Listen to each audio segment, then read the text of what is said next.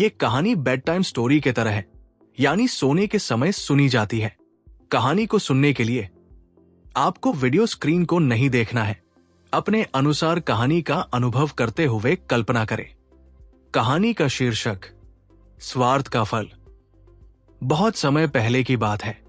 एक छोटे से गांव में दो पड़ोसी रहते थे। पहले का नाम था रामलाल। वो बेहद दयालु और ईमानदार था। लोग उसकी बहुत इज्जत करते थे। दूसरे का नाम था श्यामलाल, लेकिन वो बहुत स्वार्थी और लालची था। लोग उससे दूर रहना ही पसंद करते थे।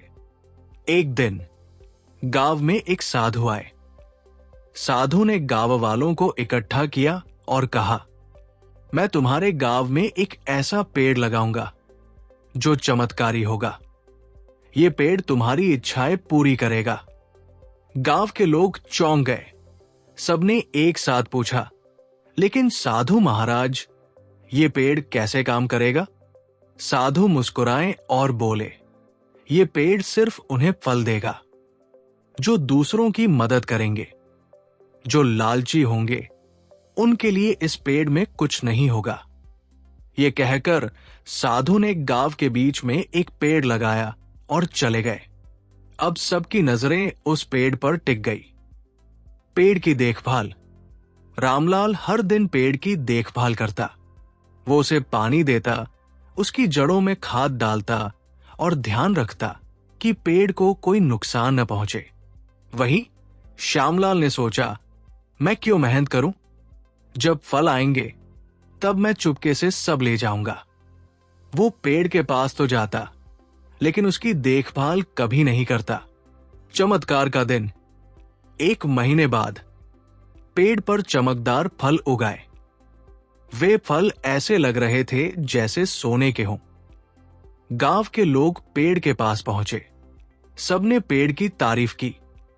रामलाल ने जैसे ही पेड़ की तरफ देखा, एक फल टूटकर उसके हाथों में आ गिरा। वह मुस्कुराया और बोला, देखो, ये पेड़ सच में चमत्कारी है। गांव वालों ने भी रामलाल की तारीफ की। उन्होंने भी पेड़ से फल मांगा और उन्हें फल मिल गए। लेकिन तभी श्यामलाल पेड़ के पास आया। उसने फल तोड़ने के लिए हाथ बढ़ाया और पेड़ की शाखाएं खिंच गई। श्यामलाल चौंक गया। उसने फिर कोशिश की, लेकिन पेड़ ने कोई फल नहीं दिया। गुस्से से उसने चिल्लाकर पूछा, ये पेड़ मुझे फल क्यों नहीं दे रहा? तभी पेड़ से आवाज आई, मैं सिर्फ उन्हें फल देता हूं जो दूसरों का भला करते हैं। तुमने मेरी देखभाल नहीं की और हमेशा स्वार्थी बने रहे। तुम्हारे लिए यहां कुछ नहीं है। यह सुनकर श्यामलाल को अपनी गलती का एहसास हुआ। वो रोने लगा और गांव वालों से माफी मांगी। रामलाल ने उसे गले लगाया और कहा, भाई, जीवन का असली सुख दूसरों की भलाई में है। अगर तुम बदलना चाहो तो सब कुछ बदल सकता है। अंतिम संदेश।